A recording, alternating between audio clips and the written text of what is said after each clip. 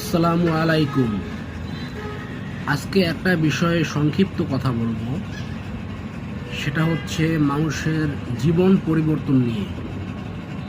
আসলে একটা মানুষ চাইলেই কিন্তু সে তার জীবনকে বদলাতে পারে। নিশ্চয়ই বিবেক মানুষের সর্বোচ্চ আদালত। একটা মানুষ যদি তার বিবেকের কথা মতো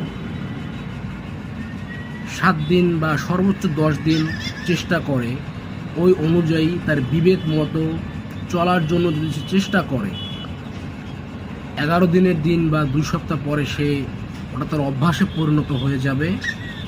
সে ভালো হতে পারবে বা পরিবর্তন তার ভিতরে আসবে ইনশাআল্লাহ। এটা চাইলে আমরা সবাই চেষ্টা করে দেখতে পারি। 7 দিন বা 10 দিন আপনার বিবেক যেটা বলবে। নিশ্চয়ই বিবেক মানুষের সর্বোচ্চ আদালত।